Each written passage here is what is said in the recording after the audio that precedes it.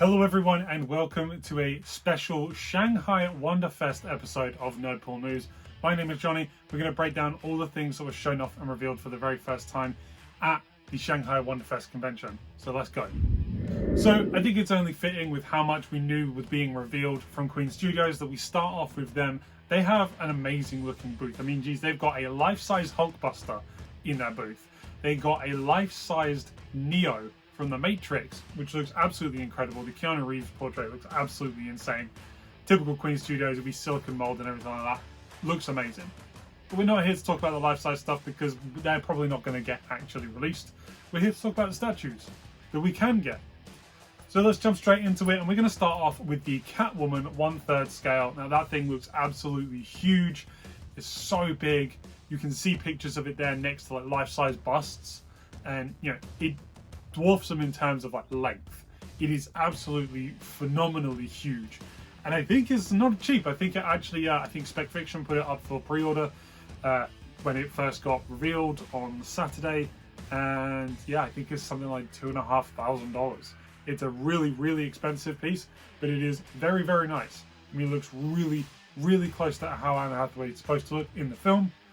And if you can't afford and you don't have space to display something like that, they did have an unpainted prototype of their 1/6 scale version next to it. You can see the size difference right there just between the two. And honestly, the 1/6 scale, if I was going to go for anything, it would be that one. We also have had a couple of pretty decent shots of their Darkseid bust on display as well. That is stood next to other like quarter scale statues and stuff like that, and that thing absolutely dwarfs it. This thing is absolutely massive, and to be fair, I'm really excited to see what the fully painted prototype version looks like. We did also get shots of their Iron Man Mark 43. Now again, that was another one that we already knew was coming.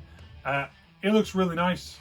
You know, their quarter scale Hulkbuster was also there. Me personally, I think that one steals the show in terms of their Iron Man stuff because it just looks absolutely incredible. And they did also show off their Mark 1 half scale statue. Now the Mark 1 armor is massive. It's like 8-9 foot tall. So this half scale statue is still going to be ridiculously big. And it looks amazing. It looks really detailed, but there was just one thing that I found really interesting with it, and it was in a lineup with other Iron Man statues, which I'm assuming are supposed to be half scale as well. And it looked really small compared to them. I don't know why, but you've got, I think, like the Endgame armors and stuff like that they had displayed, and then they had the half scale Mark 1 armor at the very end. And the Mark 1 armor looked a lot smaller, like significantly smaller, which I would thought it would have been the other way around because it's a much larger, bulkier armor. We did also get I believe, quarter scale unpainted prototype of their Darkseid statue that's got him stood literally on top of the chopped off head of Steppenwolf. Again, I think another one, I think when it's fully painted up is going to look amazing. We also got 2 Batman on Throne statues, and we obviously already knew about the one Batman on Throne from Queen Studios, which was the Dark Knight's metal, him with that really big elaborate throne base with that like fallen angel thing behind him. But then we also got the Batman Who Laughs on Throne. Now this one is a lot more interesting. This one fits in with the character a lot better. You've got, you know, the Joker-fied Robins all around him. You've got these weird gargoyle, zombie, undead characters around him as well on this throne. I mean, this thing is huge. This thing is massive. The Batman Dark Knight's metal statue actually went up for pre-order on Spec Fiction as well.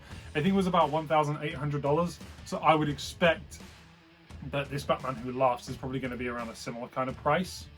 And then for Queen Studios, I'm going to round off Queen Studios with my personal favourite, and that is this absolutely insane Lord of the Rings Balrog bust. It's got the Balrog's head coming out of fire.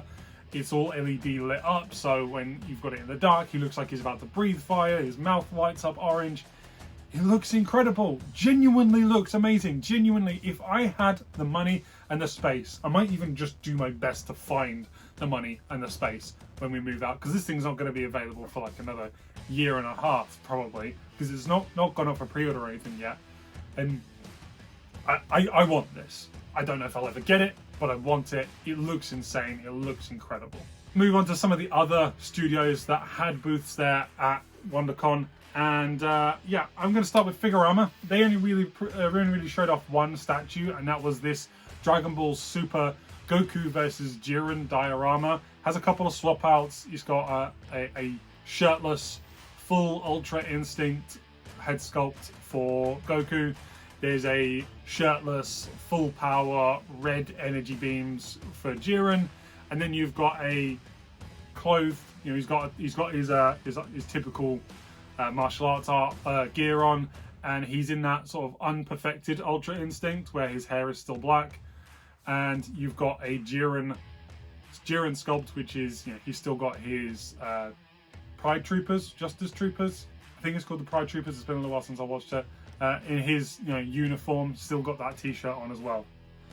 But, you know, they weren't the only people that showed off Dragon Ball Z stuff. We actually had Infinity Studios, who I'm going to cover next, and they showed off a Gotenks versus Majin Buu. Now, this isn't one. I think it looks nice, but it's not one that I think I'm going to go out of my way to say I really need this. It's Gotenks, which is obviously the fusion form of Goten and Trunks. He's attacking Majin Buu with his, you know, little ghosty versions of himself. It's interesting. It's a fun figure. It's definitely an interesting take on those characters. And yeah, if you really like that, keep your eyes peeled, because that's probably going to go up for pre-order fairly soon. I think they've actually released their official promotional shots for it, so I'd imagine that one's probably going to come up for pre-order fairly soon. We did also get a bunch of other stuff. They did 2 Demon Slayer statues, and they actually have this amazing unpainted prototype of Tanjiro as well. Now, I can't wait to see the fully painted version of that, but their other one they've got that is fully painted up, I think looks really, really good. I'm not very far into Demon Slayer. I'm literally like 3 or 4 episodes into Demon Slayer, so I can't remember that guy's name, but it looks good. It looks really nice.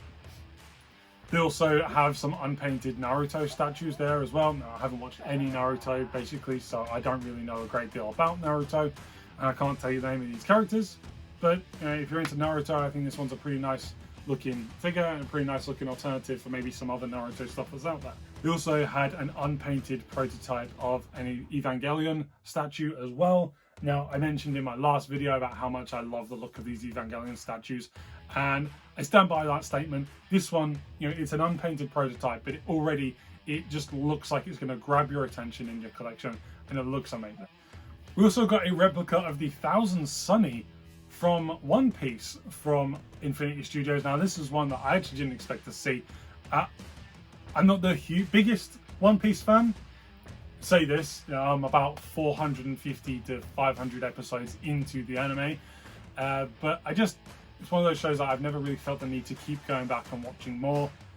And it's never really gripped me the same way that Dragon Ball Z has, but I know that One Piece does have this absolutely huge following behind it, and I'm sure there's going to be plenty of people that are going to be interested in this. And then they did show off a League of Legends statue as well. I have no idea who this character is, but you know, if you're into League of Legends, let me know what the name of this character is and if you think this is a good interpretation of her.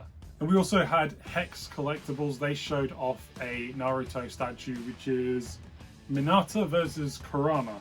Now, I think Kurama is the name of the big wolf, the Nine-Tails fox that he's fighting.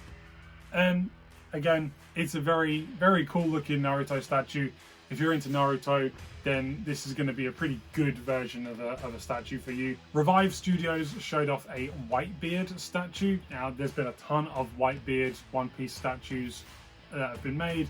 You know, this is just another alternative for you if maybe you didn't get lucky on any of the other ones. Then I'm going to round off this video with Iron Studios. They did have a booth there. They didn't show off a great deal, but what they did have was a couple of smaller, you know, sort of in terms of new reveals, a couple of their smaller 1/10 scale stuff for the Black Widow movie. They had Taskmaster, Red Guardian, Yelena, and Black Widow herself. They all look pretty good. I mean, I've been very vocal in the past in groups and stuff like that, where I said that Iron Studios 1/10 scale stuff is some of the best stuff they make. So there you have it, guys. That's pretty much everything that was shown off from the Shanghai Wonderfest this weekend. If there's anything I've missed, let me know down in the comments down below. And if there's anything that you're interested in, also let me know. If you liked the video, consider giving me a thumbs up and maybe consider subscribing. I do want to continue doing these videos. And again, thank you so much for tuning in, and I'll see you in the next one.